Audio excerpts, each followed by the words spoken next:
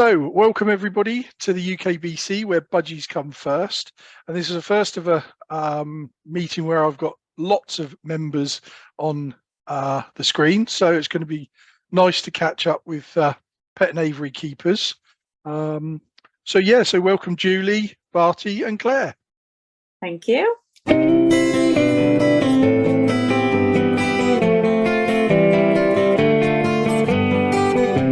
And I think our first question should be, why Budgies and how did you start?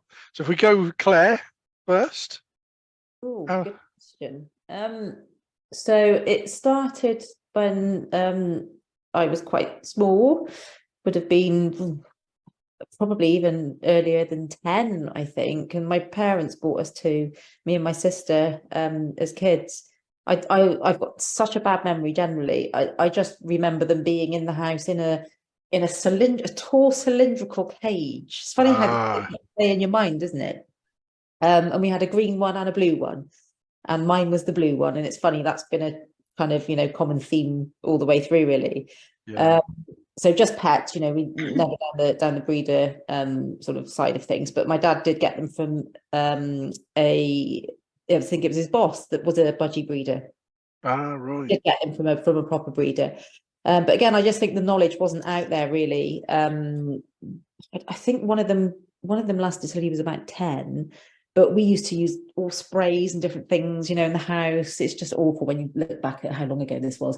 But that was my taster into it. Like I said, I was really young, and then I continued right through till I was about, must have been early 20s, with a couple, 2 or 3 more after that, just single birds on their own. But I just found that I just think you're either a bird person or you're not. And I just always have been. That first experience was it. And I ever since then I've been a bird person.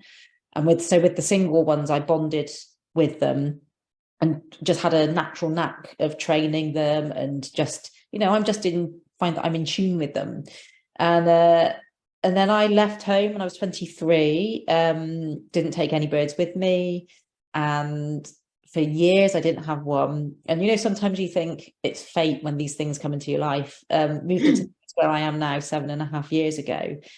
And the new neighbours invited us over. So we went round and I saw they had a budgie in a cage. And I was like, oh wow. So lovely. I'm just like, completely smitten. And you wouldn't believe this. I just said to my next door neighbour, if you ever go on holiday, I'll look after him for you if you want, because they did go away a lot. And as he was a single bird, I was a bit conscious of leaving him and whatever. So she said, yeah, no problem. So we'd been here a year. I looked after him and he never went back home. I didn't steal him. Honestly, I didn't steal him. It was I think she was quite glad, because I think it was probably a bit of a I don't want to say a burden, but they're very social people and they just didn't have the time to commit to him. And I was, like I said, smitten. I was like, yes, of course I'll have him. And he's been the best little thing that's happened. And I've got, in my older advancing years, suddenly I'm kind of back to feeling 10 again. It's like, I got a budgie again. And it's great. And I think I've had him 7 years now. So I'm back in it. So yeah, I am a bird. Brilliant. That's lovely. Yeah. So Barty, what about yourself? We had budgies as when I was a child, because everybody had a budgie. Everybody had a budgie in the corner of the room.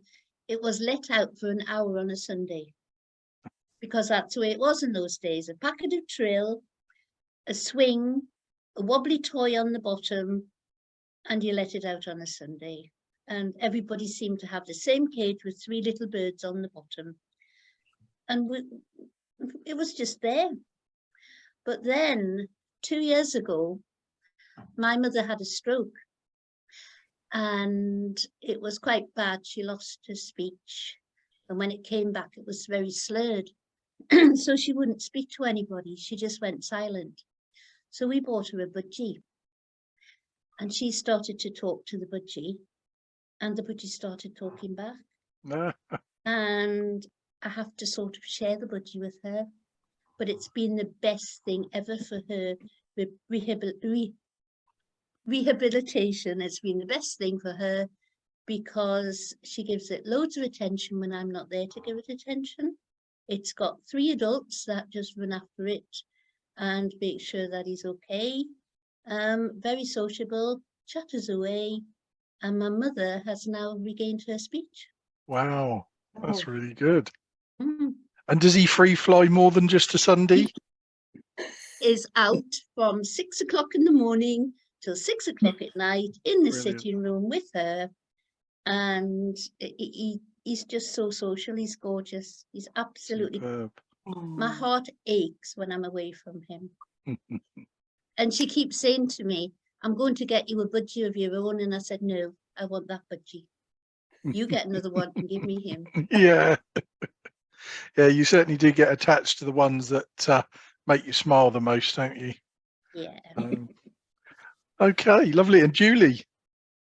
Yeah, I've literally had a flock of budgies since a year gone February, so 14, 15 months. Never had budgies before. Literally had an older friend who had an outdoor aviary with 24, 26 budgies in it. And a granddaughter had been looking after them for her when she'd gone on holiday. And I think the previous year hadn't looked after them as well as she would have liked them. So I says to her, I'll look after them for you. They can't be difficult to look after. Show me what you need me to do and I'll do it for you. And literally, I was just hooked. Looked after these budgies for 2 weeks and just absolutely loved them. So whenever I went to see her, we always ended off in the aviary looking at the birds. And then she'd had COVID and funnily enough developed chest issues and allergies and things, and said to me one day, Julie, I'm going to have to sell my birds. I can't have them anymore. I'm allergic to them. They're affecting my chest.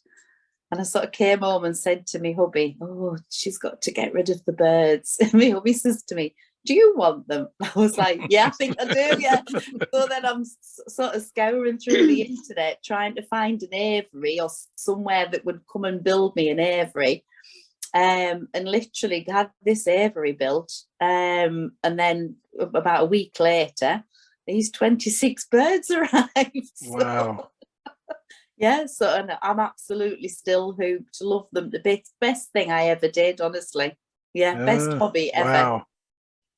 Wow. I mean, mine, funny enough, my dad has always had pigeons. And he's raced them from, I think he was about 10 or 11 when he started racing pigeons. So I've always been up around, brought up around pigeons and that. But pigeon fanciers, I don't know if you know, but they are, or they can be quite a hard stock person. If it's no good, it goes. So, it was quite a hard, quite a learning curve with Dad. But when I was old enough, I used to do the trapping and used to take the rubber ring off its leg and it come in from the race. You had to put it in a thimble, put it in a clock and strike a clock. So I learned an awful lot. But funny enough, pigeon men, they don't keep them warm. There's plenty of airflow and things. So I thought, I don't know whether I really want these pigeons. And then all of a sudden I went to the New Forest show with my to be brother and sister-in-law. Didn't know it at the time, but they ended up being my brother and sister-in-law. So there was a Totten cage bird societies there and all these budgies, and I was like, oh my god, I can have something in a cage, So looked around and I sort of ummed and ahed because I had nothing at home, had no cage, no seed, nothing. And in the end, I went back at the end of the day and bought this old, I remember, grey-green hen. She lasted 3 weeks. It was an old stock hen, and as everybody, I knew nothing. I didn't even know it was a hen at the time. And yeah, so she died. But and then my dad got me a budgie from a friend, little blue cockbird, and he was in a round cage, funnily enough. But back then he did come out and he did start to talk, and then it's strange, I don't actually remember what happened to him. It's really weird. I just don't remember, and Mum and Dad don't really remember either. So something bad must have happened. They just don't want to tell me. But yeah, I was sort of in my sort of very early teens then, and went off to college, did all my school and college work, and then came back, and a friend was selling or giving up an aviary full of cockatiels, quail, and budgies. So I had all of these, and I built this very poor aviary. It had very thin plywood on the back, done all the wrong things, you know, and got psittacosis, and had to basically wipe the entire lot out, because they didn't react to any meds or anything, Bactral or anything. But then by then a friend told me about somebody else, went and looked at these budgies, and he had a shed full of Lutinos and albinos, so yellow and white everywhere, and they were showbirds. And I just got hooked, and we're still friends now. Even now, that chap, he looks after my show cages for me, funnily enough.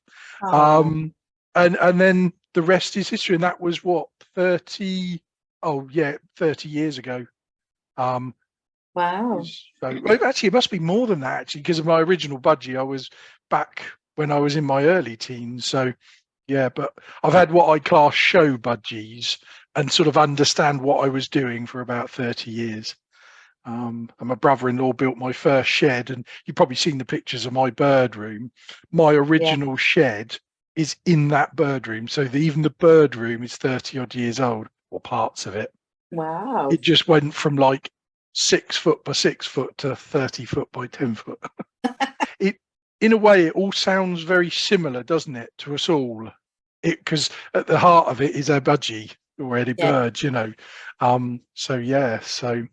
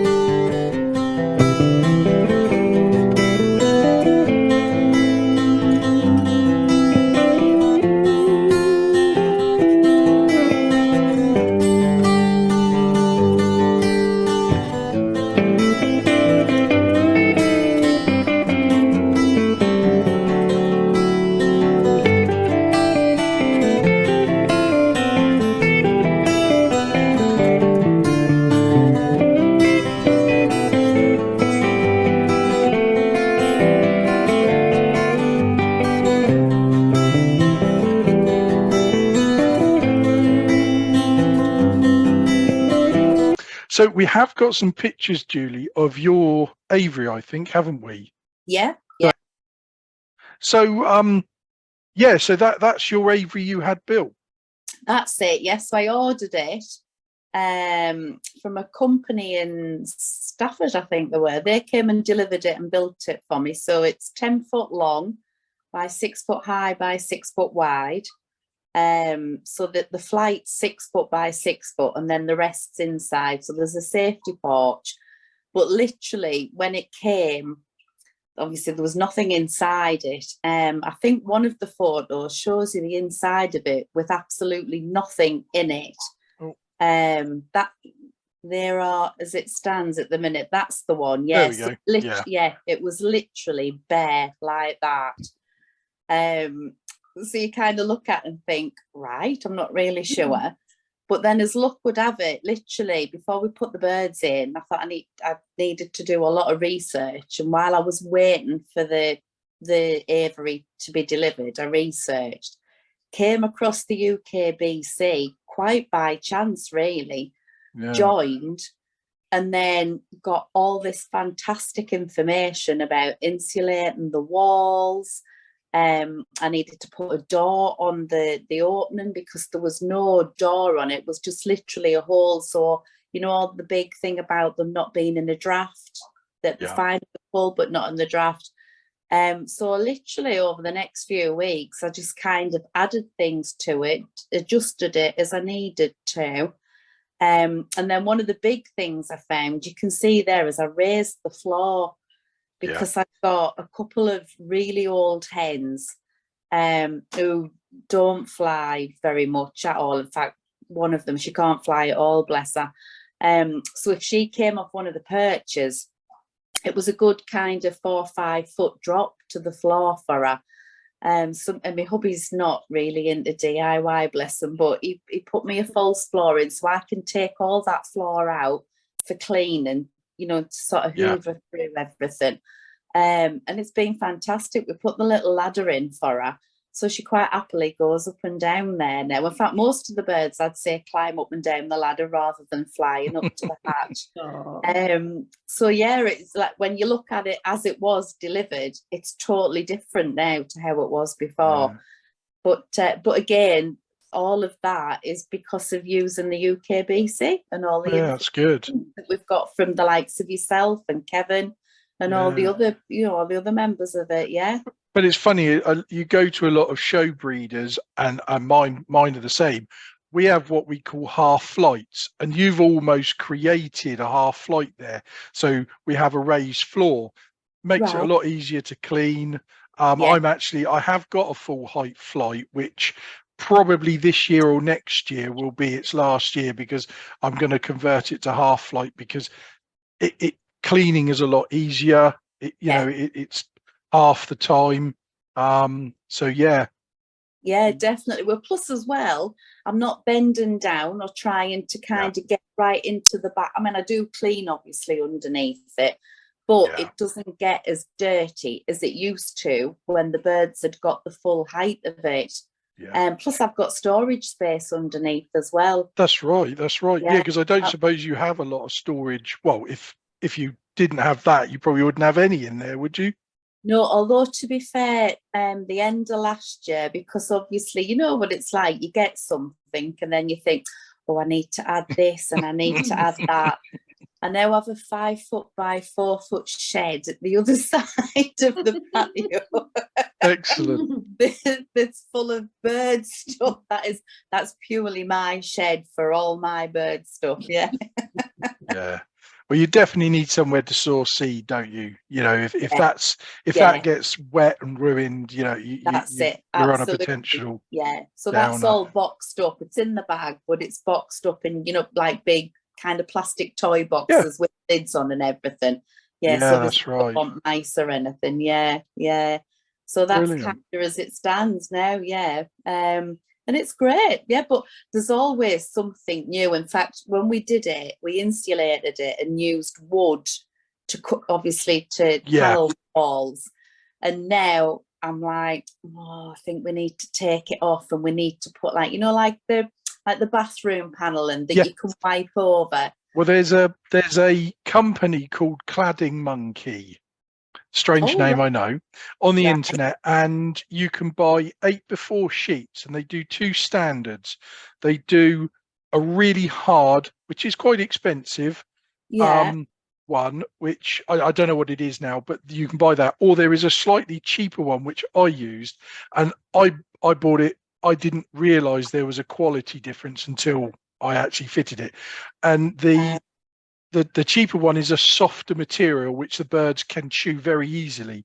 But when you put it on the wall, as long as you seal the corners and everything, mine so far, and it's been up a year or probably it must be a year or so now, and they haven't chewed any of it because they can't get to it.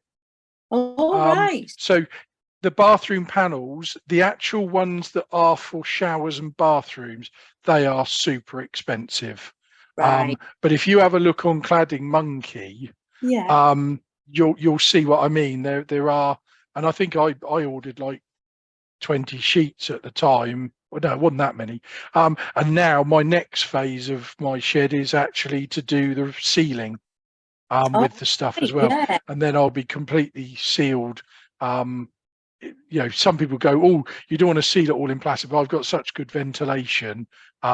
It's no problem. I have air coming in at the bottom and going out the top, and fans, and so but that's an option, you know, to have a look at. So definitely, that's worth knowing that. And the thing is, you don't know, do you? Is I've kind of adjusted things with it. It's only because I've been looking on the website or on the Facebook page, and then like you've just kind of said, oh, have a look on Clad and Monkey. People have given you other ideas, and then you start looking at things and thinking, oh yeah, I could just change that for that, and I can just add that. It's never ending. The one thing I find with the hobby though, and when I know you guys aren't breeding, and I think with being a breeder that you're always looking for, or I used to be looking for that next super food or super supplement to make all my problems go away. And what happened with me a good few years ago, probably 5 years ago, I actually went completely the opposite way, overdid everything and caused myself all sorts of problems.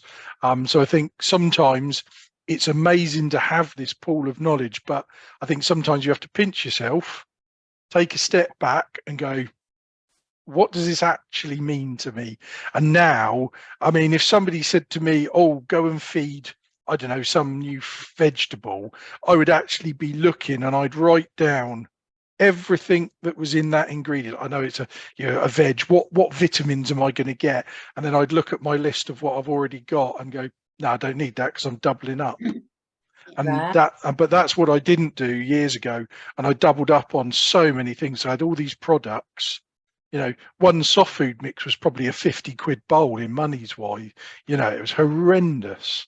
So, but no, I mean, the knowledge we've gathered from just the videos, I think if you just went through the interviews, forget the rest, that there's quite a bit of information in there.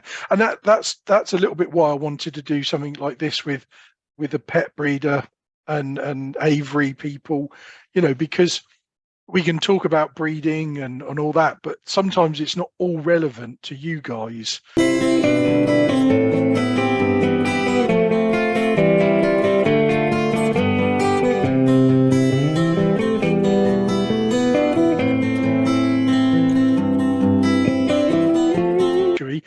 What seed do you feed? So Julie, I give mine Hates. I swap them over onto that pretty quick, actually. Yeah. Anybody, just do you use one of their proprietary mixes, or they have the Genesis mix? Yeah, they like that right from the get-go. I mean, I introduced it really slowly, but they've much to prefer it. There's a lot less taste, definitely. Good. Barty? I use Hayes, and I get the mix that they do for people who can't work it out for themselves. So I get the Budgie mix that's got a little bit of tonic in. It smells of aniseed. It's lovely. It smells lovely. But my bird adores Trill. Absolutely adores Trill. When he sees the box, he starts jumping up and down. Yeah. So on a Sunday, he's allowed Trill. That is probably because it's a high millet mix. So some of them, if any breeders talk to you about a percentage mix, so 60-40 or whatever it might be, what they actually mean is canary seed and millet. And it might be a mixed millet. So you might have 60% millet to 40% canary, which to me is the wrong way around. I'd rather see a higher canary. I mean, I feed a bowl of canary and a bowl of French white millet. That's it. That is my basic seed. But when you see my soft food mix, we haven't got enough time to talk about all the seeds that go into that. We really haven't. Tesco's love me. And then there's the sprouted seed as well. Mine do get a good variety, but their basic daily mix is to stop wastage. I used to buy a mix that the BS did, and one of the main people, and I was wasting so much seed. And now all I've got to do is put all my canary in a bowl, put it through my widowing machine, canary's clean, millet clean, and then that goes in the flights. So it's so easy. So I remember asking you at the very beginning, what I should do and how I was feeding him trill. And I remember you said to me, no, don't give him trill, give a good 50-50 mix. Yeah, that's And it. I did that. I did that for a while, but I could see he was hankering after the trill. I could see But it. that's the thing. I mean, a happy budgie is, a full belly, but well, full crop, full belly. But yeah, so. And Claire, what about yourself? Oh God, talk about, I've got Mr. Fussy Pants. Honestly, that's one of his nicknames, Mr. Fussy Pants. Because when I first got him, because I adopted him when he was 3, you see. So Bad habits. they were inbuilt, that it was just concrete. So and this is before I joined the club, obviously the club didn't exist then as well. No. So I just thought, I did the same thing, trail. So I went and bought the box of trail, like you did. Looks like it's nutritional, and he was fine. And then I think I obviously did some more research, because I am a bit of a research buff on things. And I was like, there's got to be something else. And I saw something in some of the pet stores that sell loose seed. Yeah. And there was something that it had sunflower seeds in and a few other different types of seeds, and it was for budgies. And I thought, well, I'll buy that.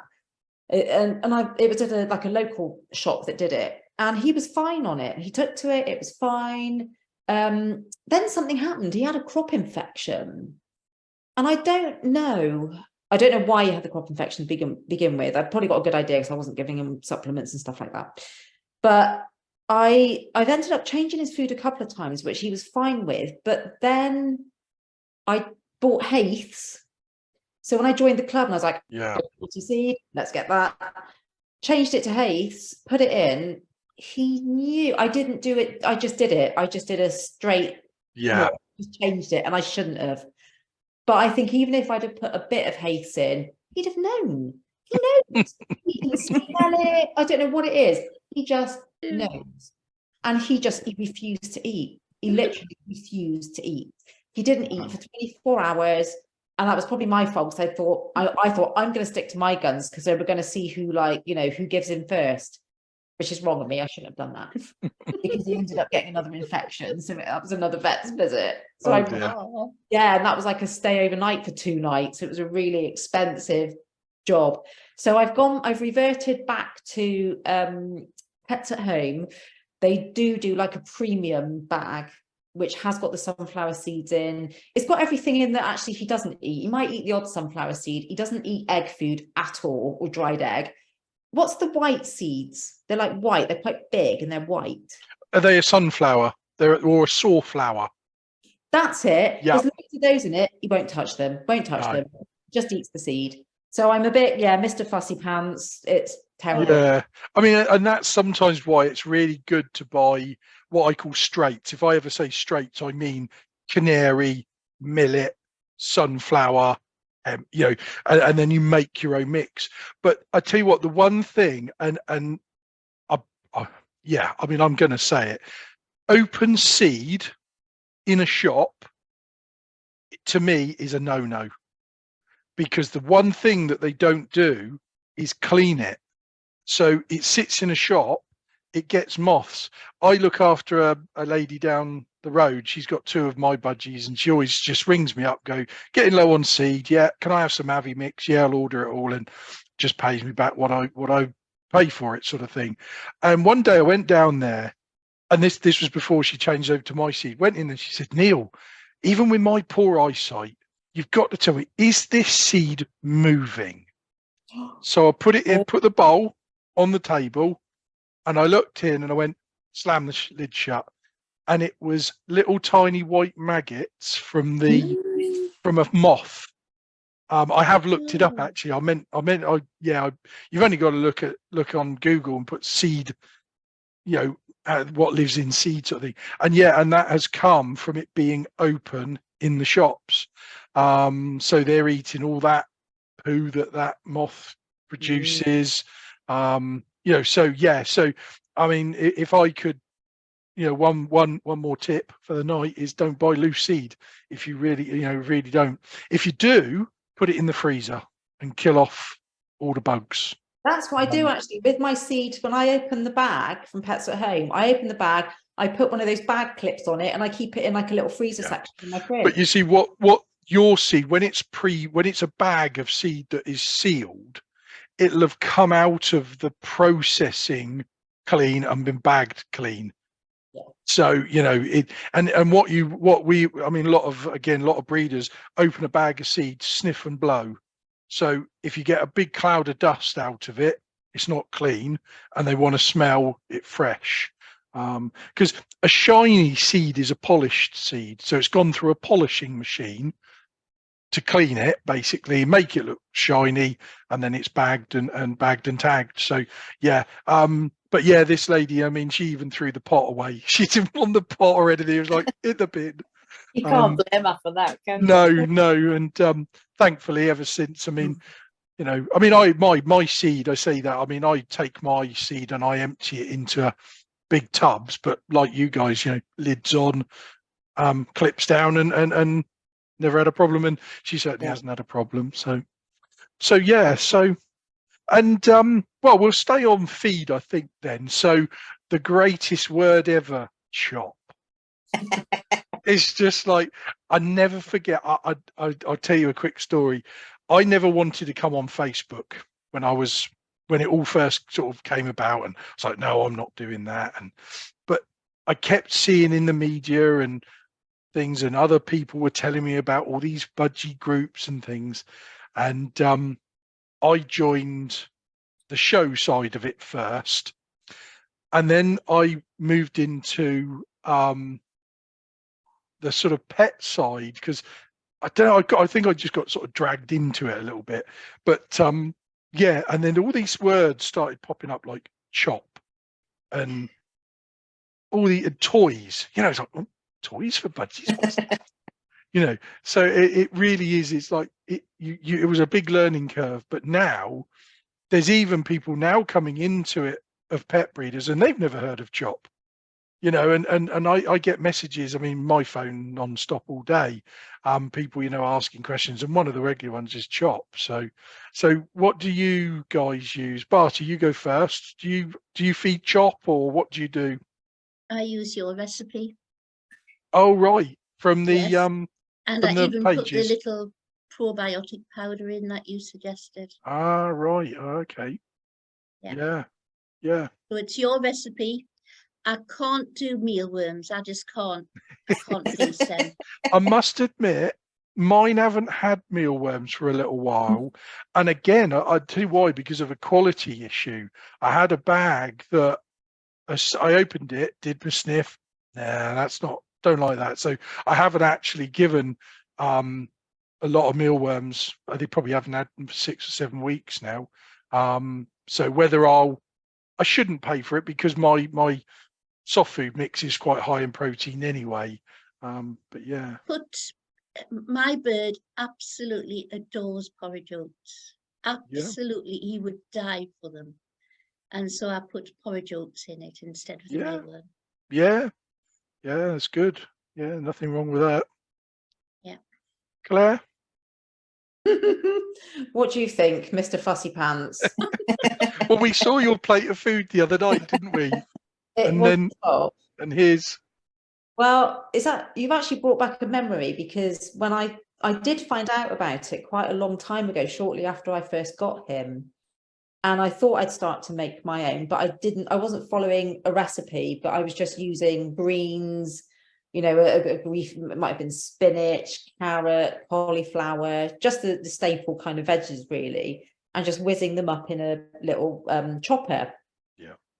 And he was picking at them. He's one of those people that if he fancies something, he fancies it, and then if he doesn't, he doesn't, even if it's the same thing. It's really odd. So he was eating it for a little while, but I made the mistake, because you've just brought back a memory. When I said about the crop infection, that was why. I think it was my fault. What I was doing, I was making it up on a Sunday. I wasn't freezing it. I was just putting it in the fridge, and I was keeping it too long, I think. And I think that's possible. Infection. So I stopped doing it after that. And I haven't tried since, just because I know what he's like, and I'm just like, I would just waste so much money trying different things with him. So he has chard, like red chard, not the red leaf one, it's the green leaf one, but with the red stalks. Right. And he absolutely loves the red stalks, which is why when you look at some of the photos of him, he's red all down the side of his beak, because he just, it's so Yeah. juicy, it comes out. So he will eat the green as well, but he does eat the stalks of the chard. Sometimes he'll eat carrot, but it has to be cooked without salt, obviously. So usually he gets the leftovers from my Sunday roast. So we always put up a couple of, well, not a couple, just one carrot. And again, cabbage, some days he'll love it, other days doesn't want to know. Same with cauliflower, but it's all got to be cooked. It's got to be cooked. Yeah. Same with cauliflower. And sometimes, you know, thinking of his age, you know, he's 10 or 11 this year, because I'm his flock. There's been plenty of occasions when I've had to eat the food. Oh God, yeah, honestly, with him on me, and I'm eating the food, going yum yum yum yum yum yum yum. We do that quite a lot. Yummy yummy yummy means that's food and it's nice. So he has to watch me. But then what he does, and this is another one of those funny little traits that I don't know if anybody else has ever come across with the bird. Before he tries something other than seed, he licks it. Oh, bless him. He licks it first. Yeah. If he doesn't like the smell, he shakes his head. He goes, honestly, he shakes his head first if he doesn't like it. And if I persist, it'll be like, oh, okay, then you'll stop shaking his head. Then he licks it to see if he might like it. That's adorable, Amazing. that, Claire. It's really frustrating is what it is. Oh And dear. then he might take a nibble. So we haven't succeeded on the chop. I mean, I keep seeing it all the time, and I'm quite tempted to give it another go, because I know now from reading some of the posts that you can freeze it and freeze it in little bits, so that obviously you're not. I mean, I would still say that if do as you're doing, really, you know, because he's still getting some goodness and you're not wasting it. But it does sound like he likes the high water content stuff quite well. So he probably doesn't drink much, you know, if he's eating. Yeah. No, he does, because he doesn't like lettuce. He won't touch lettuce at all. That's good. Lettuce is no good for him. I know it isn't, but you know, but even things like cucumber, he won't eat a piece of cucumber. He won't eat. Nor will I. Don't blame him. Oh, Satan's food. Yeah, he doesn't. But you're right, because I think I've come to the conclusion now, at the age that he is as well, he likes what he likes. I know him well enough, and I give him vitamin and mineral supplements to make sure that he's getting that extra goodness that he should be getting through any sort of natural chop. That's right. That's right. And Julie, what do you have your lot on? Actually, it took a while, I have to be honest, because obviously with me just taking them on, they were quite used to what they'd been getting, and what they'd been fed was just seed and millet, constantly millet all day, every day. So at first I'd make up just quite basic, you know, veggies, whatever veggies I'd got, I'd kind of chop it up, put it in there, and for months and months it was just left. Then somebody on the group had said about using, is it Timothy hair with the dandelions in it? Yeah. I thought, well, I wonder if I put it on a tray and put the Timothy hair in with it, mix it up. So now that caused a lot of interest. That sort of got them going with it. Pretty good, actually. I'd say pretty much 70% of the flock will eat a bit of chop. And them that don't eat it, their partners eat it and feed it to them, which is pretty good. So they'll have pretty much whatever I've got in, veggies, and obviously a bit of scrambled egg thrown in, mealworms thrown in. I've tried couscous, porridge oats. We're not so bothered about porridge oats in our house, apparently. Yeah. But in fact, it's a standing joke, because normally I'll be in the kitchen prepping a bit of stuff for the Budgies. The hubby will come in and he'll be like, oh, what are we having for tea? That looks nice. And I'm like, no, mate, it's not for you. There's burger and chips for you on the side. The number of times he walks out the kitchen and his face is like thunder. Them Budgies. Yeah. So yes, so they're much better. But I would say I think it must have took a good 6 months to get them to even go anywhere near it. It literally was perseverance. Sweet corn was about one of the first things that really drew them in. Yeah. So then I found if I put sweet corn as the main bit and then added other bits to it over like a length of time, that got them a little bit more interested as well. Yeah. But they get it pretty much every other day now. Yeah. I mean, again, you know, trying to teach is again, sometimes it's teaching the person what to do to get the budgie used to it. And what we always say is if we can get to more breeders to get their diet right from when they're breeding the bird, so the parents are getting what they need, giving it to the babies, and the babies are then coming on to what they want to eat. They come to you as pet owners in a better state and eating a variety of food. Because I mean, when I started mine on mealworms, I just didn't feed them to the adults because I was just told not to, and gave them to the babies, and the babies demolished them. And as adults now, they're used to it. But some of the tricks I've seen and told people to try was, if you're like Claire and Barty, would be to eat an apple in front of your hand-tamed budgie, and 9 out of 10 times they'll want a bit. No. Not at all. Yeah, mine does. No, he'll Mine look at does. me and go, no thanks. Really? Or shake his head. No. Because that's funny enough, the lady down the road, she hers don't come out very often now because she's not very good at walking unaided, so she's a little bit worried about knocking things and whatever. But she got hers to eat from the cage, apple and things, by sitting next to it and eating themselves, and they both wanted a bit, so she gave them a bit, and then we've never looked back. But the other one, the good one I did get somebody to try and it worked, was making kebabs and hang them in the aviaries. Oh, I've seen those. Yeah, they were absolutely brilliant. And we made up some willow skewers, basically, so they were, you know, safe wood. Just put a little point on the end, and you just slid carrot, peppers, all sorts up, and then we just hung it up in the aviary, and it was, they did take 2 or 3 days to you know, we changed it daily, but by about the 3rd or 4th day they demolished it within about half an hour. Most of it was on the floor. You know, I can't say they'd eaten much, but that's a regular occurrence for that lady now. She puts it in all the time, and I've obviously learned about Avi mix years ago, so she puts Avi mix, she sprinkles Avi mix on it, because we find it obviously sticks better to wet foods and things. So, what about fruit, Neil? Because I find mine just aren't bothered about fruit at all. Again, I think it comes back to what you've done as babies, really.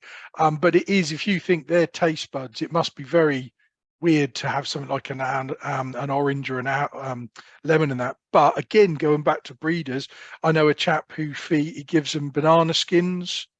He'll just cut up apples, oranges and lemons. They go in whole, because again, I think a lot of people think that the lemon and the oranges aid this problem called avian gastric yeast, because it raises the pH level of the bird's stomach and kills off the bad bacteria and that. But I mean, I've never tried it, but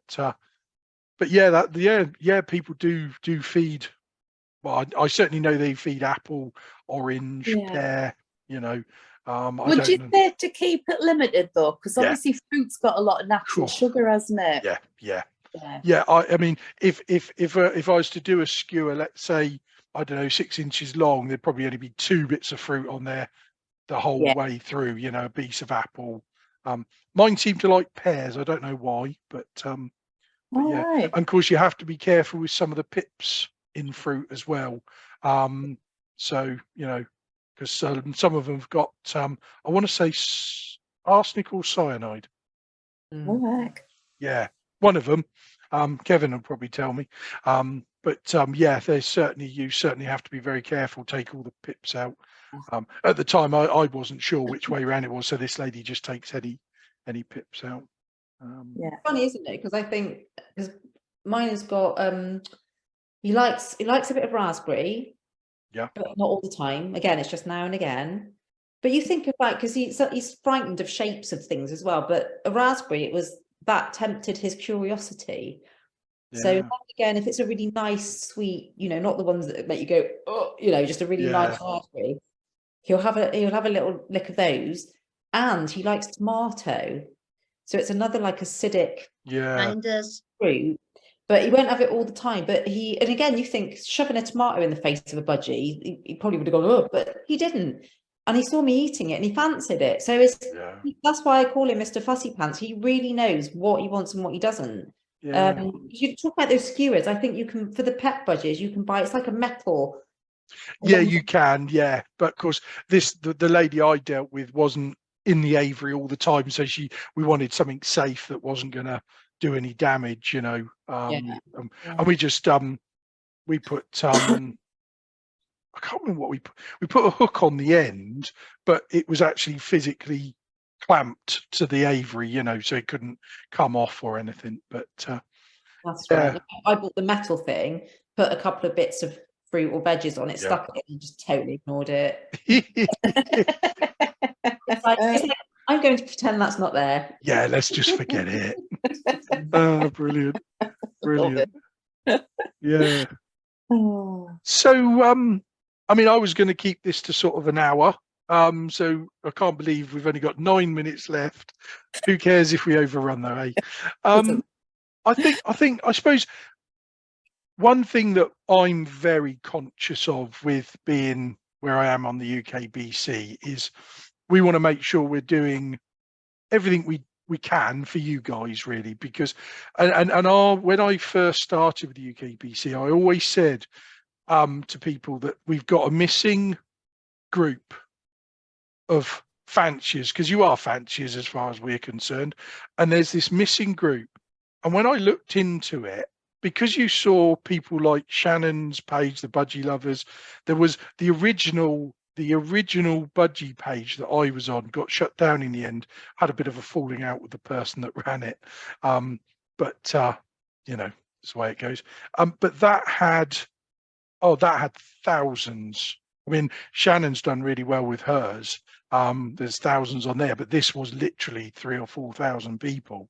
And all of a sudden, I think that made me think, God, yeah, we're missing a whole group of fanciers, you know, the pet keepers, the aviary breeders. And funny enough, Kevin and the other guys were having the same thought about this new group of doing education through Kevin's lectures and everything. And I was actually going off in a slightly different direction, but got let down. And then the UKBC guys sort of picked me up on the rebound almost. But God, what a lucky rebound it was, you know. Yes. Because you know, but yeah, so we want to make sure that, you know, we're doing stuff for you. And I know you guys, you always do chip in, but if you had something you wanted us to do, could you think of anything off the top of your head now? Hey, we're doing our job right. Good. Yeah, 100%. Do you know the only thing I would say, you know, because we've done this where we can see everybody. Yeah. And I know it's probably not possible because everybody's spread out across the country, but actually to have a physical get together of people. Well, funny you should say that. Funny you should say that, because I will be advertising soon our show. And what we've done is I've been involved with exhibition birds for a long time, and so have the other guys. And that was where the thought came from to start with, was, you know, show birds and that, and then it developed into what is now the UKBC. So, and I've always said, people like Shannon, yourself, Julie, in a way, not so much Barty and Claire, because they are house pets, and, you know, they've got their intricacies, haven't they, Claire? you know, there's nothing to say that, Julie, you couldn't catch up one of your favourite budgies from your Yeah. aviary, train it a little bit to sit in a show cage, and bring it along to our hobby breeders show. And that's Right. what we're going to be doing. So, but even if you don't want to do that, if you're anywhere close to Stafford Showground, we Right. are actually all going to be there on July the 9th.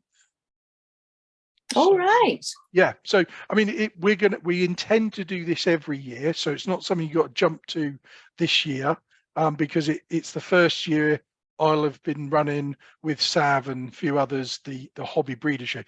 The exhibition side almost runs itself. The guys that are running that, they know it inside out. We've got new schedules and new ways of doing things, but that will run itself. But the hobby breeders, I want that to become almost a yearly gathering of faces, because it doesn't matter whether you bring birds or not. You know, if you bring birds, even better, because then we can display all these wonderful birds. You know, I mean, I can't wait to see some of these hagaromas and fallows and you know, some of the real pretty ones, you know. And I'm hoping somebody might be bringing an easily clear bloody blackwing or something. I think there is, and they're very pretty, really stand out. They do. So so I mean, I intend to do more of the Zoom meetings for definite, because I think the other evening was really good, and hopefully we'll just build the numbers up. Excuse me. And but I'm hoping that the year's show will become more. You know, it will become our yearly social gathering, and we can meet up face to face. Because the good thing with Stafford Showground is there is no reason why we can't grow into that show halls. There's lots of halls we can move around. If it's too big for where we're going this year, we'll go to another part of the hall. You know, and there's nothing to say that we couldn't have a UKBC members area, you know. It would be great. I mean, I'd noticed last year, I'd gone to the Newark Bird Show I think that's March and October every year. And literally took the Budgies on a year gone February, and my hubby said to me, oh, there's a bird show in Newark. And I mean, it's a good hour and 20 minutes drive from us, but we thought, oh, we'll go. It's a Sunday morning out. There was hundreds of people there, Neil. I stood there looking, and I'm saying to me hubby, I never thought Budgies would be this popular. You know, when literally there was just hundreds of people. There wasn't just Budgies. There was that's right, finches and other birds and what have you. But who knew birds were so popular? It was amazing. Oh yeah, I mean, our exhibition shows used to have entries of thousands. Wow. Yeah, just exhibition birds, and nobody even considered pet birds or these birds of colour that are about now, you know, the proper miniatures, you know. So, you know, and now this is all grown into something much bigger. But the Stafford show is also, it's all to do with the Parrot Society. So on the Saturday we'll have a table there, but not our main show. On the Saturday they have like this Parrots Pet Day. So they do macaw flying, and there was a talking competition when we were there. And they have lots of stands, you know, aviaries, and some get a bit shy in the end and just sort of like, there's lots of people about. But some of them were very vocal, especially the macaws. Yeah. That's sort of their pet day on the Saturday, and then on the Sunday is actually a sales day. So there are hundreds of stalls. You could actually you can book a table and sell your wares. You can have budgies and all your, you know, you can pick up seed, toys, aviaries, all sorts, you know. And you spend a lot of money there. But yeah, so and we've sort of tagged on to that for now. So, you know, so at least we're getting a footfall of people seeing who we are. And last year it was great because Sav and I did a talk I think it's on. I must actually try and find it actually, because I want to put it on the main, the gallery, you know, that where all the videos are. Yeah. But yeah, we did a talk about, you know, who we were and what our aims were. And we did an Avery display, and Sav bought her aromas, and we did a Chinese or a Gorgeous Japanese those, themed aren't they? Japanese remember themed that. Avery, and we won best. I'm not sure it was best Avery, but we certainly won a paperweight Oh, and a that's load of other good. bits. Yeah. So yeah, Oh, it was a brilliant, and the great thing is my wife comes with me now. She's thoroughly enjoys that weekend away. So that's good. Yeah. yeah, that's Yeah. nice, because to be honest, it would be a long weekend if she didn't, you know. But of course, this time I'm bringing some of my birds up to show. So hopefully, you know, Yeah. That'll because be good. how far would Stafford be for you then, Julie? I'm not sure. I'm in No, Rotherham. I'm in Rotherham, yeah, in Yorkshire. So, fair but you old punch. know in advance, and Exactly, yeah, you exactly. know, I'd come. Obviously, my hubby would drive. We'd Yeah. come for the weekend, kind of thing. Well, that's what we do. I mean, this time we're travelling up on the Saturday. We'll stay in our usual Premier Inn, which is literally just round the corner from the showground. So it's All right. perfect. Yeah. And then we'll, you know, after the show, we'll probably have a very slow drive home on the Sunday night. I'm not great driving at night, but yeah, Yeah, slow Take it trundle steady. home. Yeah. But I yeah, just but think it would be good if there's an opportunity for everybody, as many people as there that's could, right. Yeah, to get together, just to kind of, because like I said, when we've done Facebook Lives, absolutely fine. But then moving it up a notch to this, to Zoom, yeah, where you can see each other, that's great. But then actually to see people in person yeah, and that's see right. their birds, like yours and Sav's birds, and that would be Yeah. amazing, be fantastic. Yeah.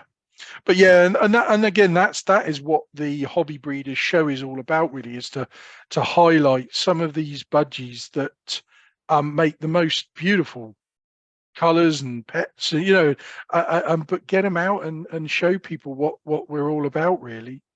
Yeah, Because definitely. I mean, I even like some of the combinations. Well, the one I mentioned earlier, easily clear body blackwing, that's a combination that has just been put together by breeders. You know, I mean, the one that props up most of the time now in aviaries is the spangled dominant pied, which I think Coco was, who unfortunately passed away the other Oh, week. Forest might be like that as well. Yeah, it could be. Yeah, it could be a spangled pied, but that's a really regular one because they're both dominant genes in the breeding, and they combine well, and they make a pretty bird. So, you know. I have to be honest, I am still just getting my head around working out whether they're a boy or a girl. Going talking yeah, mutations yeah, goes right over my head. yeah. Somebody asked me the other day how on earth I do it. I mean, I don't get it always right. Kevin tried. Well, he did. He tripped me over with one. He did his safari trip. Oh, and he came and saw me, and he said, "Oh, I picked this bird up. What do you reckon it was?" And I could see that it was a fallow. I could see that it was a recessive pied, but I missed that it was a blackwing as well. And the only way you knew was the barrings on its tail. So until it turned round, I didn't know. Yeah. And you think, where on earth has that come from? You know. Well, that's complicated. Yeah. But somebody asked me, and I just said 30 years of asking questions, Yeah. and it is really that. Yeah. You And know. to be fair, when I first started, you know, kind of looking at their seer and trying to work out whether they're a boy or a girl, I'd just look and think, I haven't got a clue. If it's blue, yeah, it's a boy. If it's brown, yeah, it's probably a girl. Yeah. Then when you started with pink and white nails, now I am a bit better. But again, that's reading through on the Facebook page when people have asked. I'm sort of looking at the photo, thinking, right, I'll have a look and I'll have a guess myself before I look for sort of you or Kevin to put an answer on. But I tell you one thing, though, last year was the first year I actually looked at my records and went, where's that cockbird come from, or where's that hen come from? And I actually think now we're breeding birds that are slightly different. They're developing very different. I had I think 3 years ago a hen bird, but it was pink, no white nares, just pink. So we just said it was a cock bird. And then when I realised that it was actually a cinnamon, which is sex linked, it can't be a cock bird. It has to be a hen, and it turned out to be a hen. And it was really weird. And it wasn't until a point in time where her cere started to change. But the strange thing was she never had a brown cere. It was always white.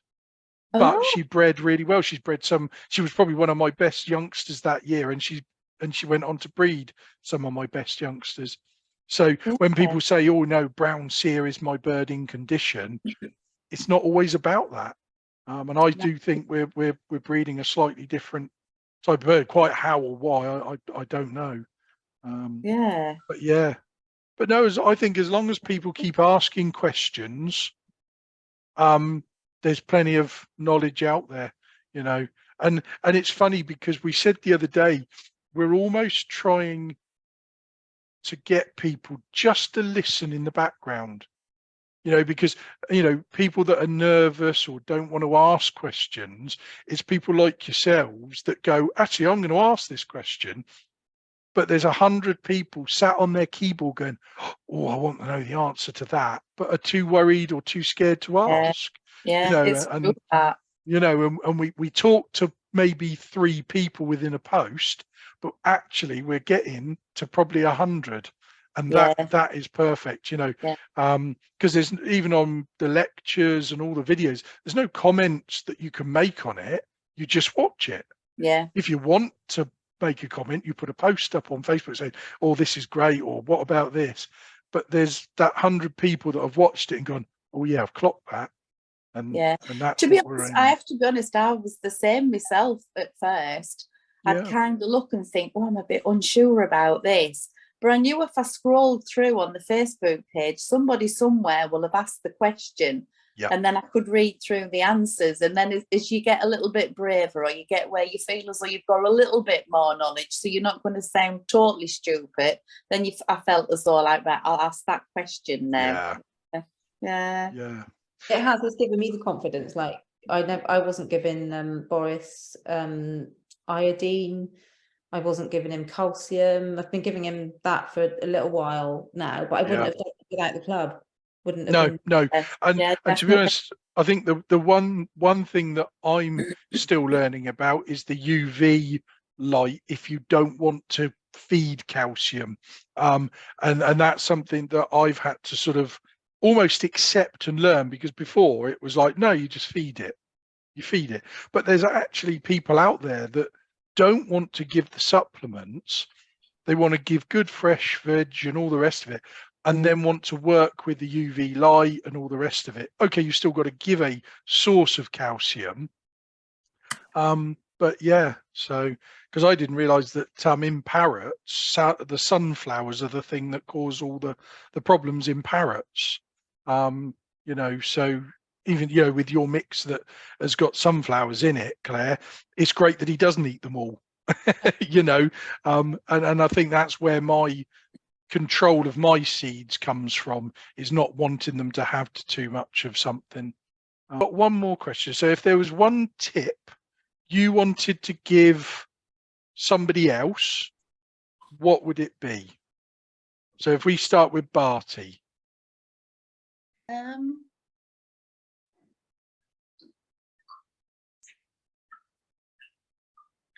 think it would be not using things that affect the bird's breathing, because I don't think that is common knowledge amongst a lot of people. The things that can harm the bird, like the pans, the candles, the aerosols. You know, I now clean the windows in this house with, you know, the cleaner that you get especially for budgies. And mind, the rabbit one's the same ingredients inside. Oh yeah, safe something, isn't it? Yes. Yeah. I now clean the windows in my house with that. Wow. And it works. Brilliant. There's absolutely no chemicals used in this house now. Wow. Because the bird plays on the windowsill. Yeah. Yeah, And I must so, admit, there's a lot of people who've got these now, these stick-on-window perches, haven't they? yeah. So yeah.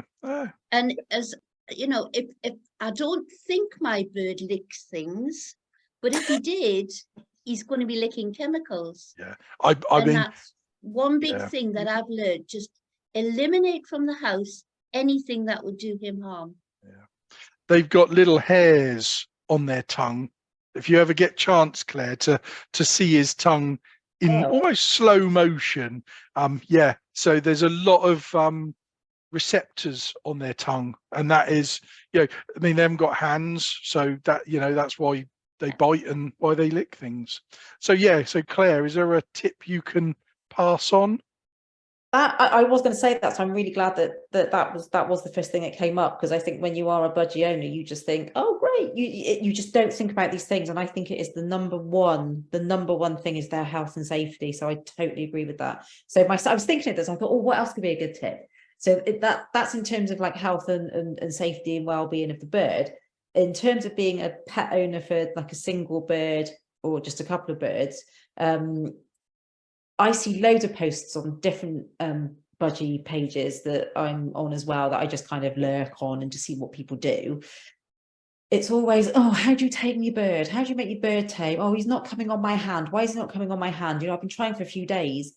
Thinking days? It's persistence. It's being consistent with that persistency, I think. And it's just spending the time and having a lot of patience. That's the kind of three key words, I think, are consistency, being persistent, and being patient with your bird to get it to bond with you, and hopefully you know, get that element of tameness that you want with it. And things like the talking, I think they either develop that or they don't. I don't think it's a given that a bird will talk. It's just, that's just something the bird will either do or not. So yeah, my tip just for bird owners that want to be have a tame bird that they can enjoy and be really happy with, and make them hand tamed. Mine, he wasn't hand tamed when I got him, and he was 3 years old, and he's now completely hand tamed. He goes to other people. So, and that's just the effort from me of just all those three key things. I think it can be done.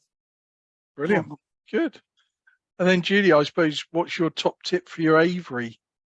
In fairness, for me, because my flock obviously didn't get Avimix or iodine when they lived with my friend, I would say that would be the first thing that I introduced them to. Again, only because of finding out from the UKBC. And I would say the difference in how they behave, in the fact that they were a bit kind of lethargic to start with when I first got them. But in appearance wise, they looked, after a while, just so much better. They looked healthier. So I think that for a big flock of birds, definitely made a huge difference to them. Good. Yeah, bright-eyed and bushy-tailed is what you always want to see. And I think I think one thing I learned quite quickly was getting them through the winter.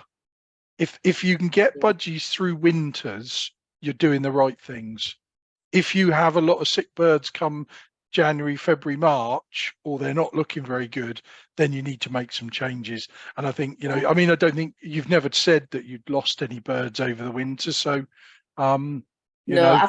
I think from taking them in a year gone February, I lost a couple quite early on. Yeah. I mean, that could have just been that they were poorly to start with, or with moving them and the stress of it. But touch wood, so far we're doing all right. Yeah. Good. I don't know whether you can see on one of the photographs that I sent you, but in the safety porch, you can see obviously the mesh, and then there's the bedroom bit, as we call it, behind. When it came up about them not being good with drafts, obviously I've got an oil-filled radiator in there for the winter, so that's on in case the temperature drops, it's thermostated. But they also have a curtain that I pull across in front of the mesh, because my worry is that they'd get a draft from the door that's in the safety porch bit. So rather than them get a draft, obviously the curtain's on the other side, so they can't do it.